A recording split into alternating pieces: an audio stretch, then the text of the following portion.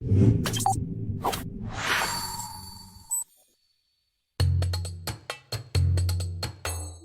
there, friends! It's a beautiful Monday morning, 1:30 in the afternoon, and we're here in Istanbul. I haven't been here for many years, probably about 4 years now. It's quite nice to come back here. Today we'll walk around the main sites, see what's changed, what the current prices are for everything, and how life is going here. We're starting this day, of course, with a Turkish breakfast, which will be served to us soon. They'll bring it to us, and then we'll go for a walk, explore, and definitely check things out. We'll visit the Galata Tower, the Bosphorus Bridge, and have some delicious cheesecake that's right nearby. What probably stood out to me first is, as always, how insanely expensive the taxi from the airport is. It wasn't exactly cheap before either, but now it costs 80 bucks, which is pretty steep, although the ride takes about an hour and a half, so maybe that's normal. But, for example, in Georgia, a taxi costs next to nothing. It's the same in Egypt, but Turkey is really known for its expensive taxis. So we booked a room right on the square next to the Galata Tower. It's a pretty nice room, small, not too big, but cozy. Maybe I'll show it later when we come back. I'll film a bit of it. The price was about $100, plus the owner agreed to let us check in early, which made us really happy. We arrived here at 9 in the morning, actually at 7:30, and by 9 we were already checked into the hotel. Everything is within walking distance. 20 minutes to the Bosphorus, 2 minutes to the Galata Tower, Taksim Square, right here, right next to us. So today we will cuddle cats and look at beautiful Istanbul. You will be with us. Let's go. Istanbul, a city that stands on 2 continents. Here, East and West meet so naturally, as if they have always been together. In the morning, the city wakes up to the call of the muezzin, and by noon, the streets are filled with the aroma of coffee, spices, and the bustle of bazaars. The Bosphorus divides the city in two, but it is precisely what unites all people, cultures, and history. Ancient mosques, sultans' palaces, neighborhoods with narrow streets, and modern districts. In Istanbul, every step reveals a new story. This is a city that neither looks to the past nor rushes into the future. It simply lives, loudly, brightly, and with Eastern generosity. And everyone who comes here takes a piece of this energy with them. Well, here it is. They've brought us a Turkish breakfast. I think all of you know what they look like here. Actually, this isn't the most impressive one. Usually it covers the whole table, but this is for one person. Overall, it's pretty decent. Here we have 2 pieces of bread dipped in egg, different cheeses, and a small salad, a boiled egg. I ordered a cheese omelette and pancakes with vegetables, and of course coffee. I don't remember exactly how much it all cost. When they bring the check, I'll film it. Honestly, I can't say that anything here has become super expensive. The breakfast is pretty big, hearty, and filling with coffee and drinks. Altogether, it came out to exactly $37, about the same as everywhere else. So go ahead and travel, don't be afraid. Turkey is perfectly normal, just like any other country by default. We're off to the bank to take care of a few things, and then we'll go for a walk in the square. I've made it to the first stop, finally went to Akviv Bank. What can I say? At the very least, dealing with the bank has become much easier. I remember when I used to live here, there were huge lines, just tons of our people, guys from the CIS and so on. Now the banks are empty, as far as I can tell, everywhere. The staff aren't angry or aggressive anymore, apparently because there isn't a huge influx of Russians needing to open accounts. And they solved my problem in literally 10 minutes without any questions or complaints. So I'm satisfied. It's as if Turkey has calmed down a bit and cooled off from the huge number of tourists. Or maybe it just got used to it. We're walking around the square, and now we're going to head to the Bosphorus Bridge and take a walk there. It's a 20-minute walk, just a reminder we're planning to go there on foot. The Bosphorus Bridge is one of those symbols of Istanbul that can't be mistaken for anything else. It connects Europe and Asia, as if to remind you that this city lives in 2 worlds at once. Here, roads, cultures, and destinies intersect. Everything converges at a single point above the water. During the day, the bridge seems like part of a huge mechanism, an endless stream of cars, ferries passing underneath, seagulls and air filled with the scent of sea salt. It works non-stop, just like Istanbul itself. But as soon as evening falls, the Bosphorus Bridge transforms. Lights come on, reflecting in the calm waters of the strait, and before you appears not just a transportation artery, but a true aerial line connecting 2 continents. At night, the bridge becomes a quiet symbol of unity, strict, majestic, almost meditative. This is a place where you can truly feel the scale of Istanbul. The city grows, develops, becomes ever more modern, but it is the bridge that reminds us of its entire character, in connection, in contrasts, in moving forward. The Bosphorus Bridge is the point where Europe and Asia do not separate, but become a single whole. And everyone who sees it, even just once, understands. This is the heart of the city that never sleeps. We continue our walking tour of Istanbul. We go towards the first mosque, here. And following this mosque, we will go towards the Bosphorus Bridge. Let's look at the seagulls there, how beautifully they fly there. Istanbul? I don't know. I have pleasant associations with this city, and overall I like it. I would probably even live here, but it also has a lot of downsides. Probably one of the main things is this incredibly complicated traffic, which is not for everyone. That is, it's basically impossible to get around by car here, because 3 to 4 years ago, when I came here, maybe even more, honestly I can't remember, I rented a car, and overall, it's more cost-effective here. Specifically, if you rent a car at the airport, it will cost per day $35 to $45. And a taxi, as I already mentioned, costs $80 one way. So basically, you'll spend around $160 for a round trip. With a car, you pay $40, fill up for $20, and you can drive around as much as you want. But you'll get tired of looking for parking. Parking here is all paid as well. Naturally, the locals will try to scam you and ask for a higher price. Unfortunately, that's a common story in Istanbul, and you'll probably curse your decision to rent a car 10 times over. They just took a taxi, because driving here is really uncomfortable, so it's better to get around by taxi, and overall you can just walk around on foot. I wouldn't necessarily say that the magnificent city of Istanbul is super huge. Basically, the primary and most significant main spots are probably located within a comfortable 2 or perhaps even a 3-hour radius at the very most.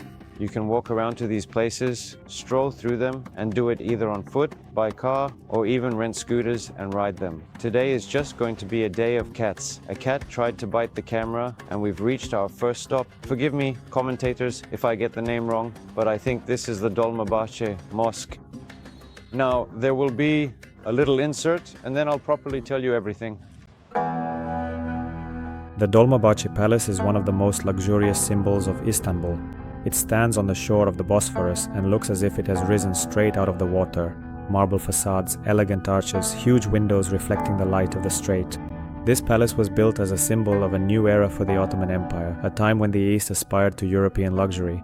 Inside there are crystal chandeliers, gold decorations, handmade carpets, and halls where ambassadors, sultans, and guests from all over the world were received. Dolmabahçe is a place where luxury meets history and the past speaks to the present. Basically, I figured it out. This is the palace where the Dolmabahçe Mosque is located. To be honest, I don't really feel like going inside. It kind of seems closed. So we'll probably keep going, maybe towards the Bosphorus. And now we'll head over to this area and see what's there. Maybe there's a nice cafe with a good view over there. By the way, if you've never experienced this kind of city vacation, like, in some European cities and so on, I think Istanbul is the perfect place to get acquainted with this type of urban and walking style getaway if you're tired of going to the seaside, if you're already bored with places like Egypt or Turkey, like Alanya for example, Antalya and all that, then coming to Istanbul, strolling around, seeing the city and its sights, just sitting and relaxing is a great option. Sitting in these vibey street cafes, petting cats, having some coffee or tea, this is a perfect way to get to know the city in this kind of relaxed vacation format.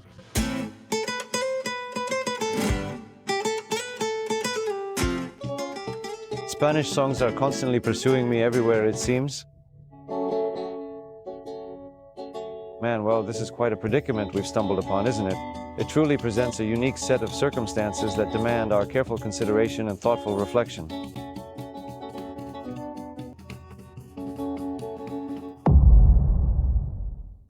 We've already been walking around Istanbul for, I don't know, probably an hour, and it's such a delight for the eyes. Everything here looks so cool. It's still green, and everything is so well preserved. This architecture of Istanbul's old city. You can really feel the grandeur in these walls, whether it was there before or not, and maybe even now. Overall, Turkey is quite a strong and resilient country, at least that's what I think, and you can really feel that some of the old atmosphere has been preserved here. I don't know, I just really enjoy being in Turkey. I've been here so many times, and every time I come back with great pleasure, and I think I'll come back many, many more times. There probably aren't many countries in my life that I truly want to return to. But with Turkey, I always want to come back again and again, and that still hasn't changed. For example, if you take the last episode about Egypt, by the way, if you haven't seen it, check it out here. I'll put a link. It's actually pretty cool. Egypt is a place I don't really want to return to, maybe never, or maybe in 5 years I might change my mind. But Turkey is completely different. It's pleasant, comfortable, and well, beautiful. We're already approaching the observation deck by the Bosphorus. By the way, there's a cool restaurant here where you can sit, have something to eat, and drink some tea. We'll probably go in there. Maybe we'll have a couple of mugs to drink. We'll sit there for about 10 to 15 minutes. They probably had some Halloween events here too, a couple of days ago. But at that time, we were in Egypt. Lara found a cat. This is actually the first friendly cat we've seen today. Actually, I thought we were heading to a different spot because last time I was here, somewhere over there, as I remember, there was a really nice restaurant with a direct view. That's how it is. Right by the water, and it was really beautiful there. I don't know, maybe they moved it or maybe they didn't renovate it because now it looks like some old place. It kind of feels like we came to the wrong place, but it's really not a big deal. Honestly, I'm not the best kind of blogger because I know that a lot of travel bloggers deliberately criticize things. They highlight certain flaws, drawbacks, and so on. But I'm kind of looking at everything through rose-colored glasses right now and saying, oh, it's so great here and it's great there too. And honestly, all countries are awesome. Off camera, of course, I sometimes mention things that I really don't like. But on camera, I usually leave that out, even though it actually triggers the audience quite a bit, especially the locals who live here. Maybe sooner or later, I'll start doing that, but for now, I want to keep moving the blog forward with positive vibes. After all, for now, I'm mainly doing this for myself. So let's stick with this approach. Jana, there are so many souvenirs here. Look how beautiful it is. I think that's the Galata Tower, if I'm remembering and understanding correctly. And right here, I think, is the very cafe I was talking about. And here's another life hack from Harrier, so you don't end up spending extra money. When you order an operator from the airport, there are 4 options. The first one doesn't give you a fixed price. It said from 1,500 to 2,400 lira.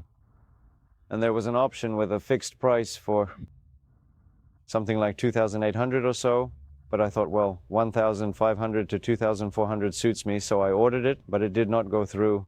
In the end, the trip cost 3,300 lira, which is about $82. Now, I've already gone ahead and ordered another fixed-rate ride, and here, as you can clearly see, they consistently charge a fixed 580 Turkish lira with absolutely no hidden surprises whatsoever. So when you are making your order, please do keep this very important detail in mind as well, so you definitely don't end up losing any extra money unnecessarily. We've arrived at the last stop near the Galata Tower, Amirban, to have some San Sebastián cheesecake. This is probably the most famous place where people come to eat it, and literally in an hour, maybe an hour and a half, it will start getting dark outside. And there will be a very beautiful view here. And this tower, which I'll show you in just a few seconds, it will be lit up, glowing with the Turkish flag, and there will be a small show here. And we actually sat down to order cheesecake. Actually, they brought us cheesecake, tea, and coffee. I think everyone here has already seen it 10 times, but I'll also show you why I'm worse. So those who are eating, bon appetit. Those who are not, bon appetit to us. Name of the place, I won't tell you, but since there's always a huge line, you definitely won't miss it. I highly recommend visiting, and right nearby is the Galata Tower. The Galata Tower is one of the oldest buildings in Istanbul. It was built back in the 14th century by the Genoese, when this area was a fortress. At first, the tower served as a watch post. From here, they watched the ships entering the city through the Bosphorus and the Golden Horn. Over its long life, it has changed roles many times, serving as a lighthouse, a prison, and a fire tower. From here, guards kept watch to make sure no smoke was rising over wooden Istanbul. After all, any fire could destroy an entire district. Today, the Galata Tower is one of the city's most important symbols. During the day, it is surrounded by narrow streets and coffee shops, and in the evening, it lights up with a soft glow and becomes the brightest spot in the neighborhood. From its observation deck, you get the famous panoramic view, Hagia Sophia, the Blue Mosque, the Strait, the bridges, and the endless rooftops of Istanbul. And when you stand at its summit, you realize that you're looking at the city from both a historical and a modern perspective at the same time. That is the magic of the Galata Tower. We return to the hotel. Now I'll quickly give you a little tour. Here's a small bathroom, a living room, and a very short hallway. Here's the building. The entrance to this room is through a cafe. And when we first arrived, someone was making it really hard to sleep there. Someone was either yelling or cleaning. I couldn't quite tell, but it was noisy. But here, this isn't my first time in this area, on this property. I've stayed near Galata Tower before, and all the hotels here are like this. And actually, this one is relatively well done and clean. Just to remind you, the price is about 80 bucks. I booked it on Airbnb and even arranged for early check-in at 9 a.m. So keep in mind there are such options here. The main thing is to ask the host in advance. It's already setting outside. It's evening, it's gotten dark, and we're heading to our last stop for today. I realize this episode turned out a bit short, but we're only here for one day. I wanted to show you everything that might be interesting. I recommend you come and see it with your own eyes. And now we're approaching the Galata Tower. We'll take a look at it and slowly start calling a taxi. We'll be heading to the airport, on to our next location. And well, here it is. Probably, as always, there's an ad hanging on it, which isn't surprising. At certain times there's a light show here. They show all sorts of films and other things, but right now there's just an ad up. On this beautiful night, we're going to wrap things up. Subscribe to the channel, and don't forget to hit the like button.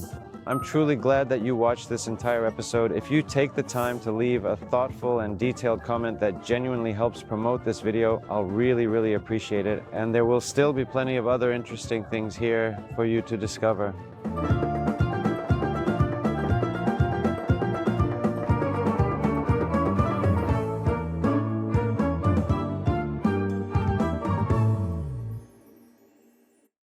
So, knowing how Raphael likes to add post-credit scenes, I'll record something for both you and him, so there's something to include. So, here's a little life hack. If you're leaving the city center, I recommend going down a bit to the main road, because from the main road, you'll get out quickly, and it only takes about 3 minutes to walk down. But if you call a taxi right to the Galata Tower, well, unless you have suitcases, of course, then I don't know. You'll be winding around here for 15 to 20 minutes because the traffic is really heavy and there are a lot of people. But the main road is literally just a stone's throw away down this little street.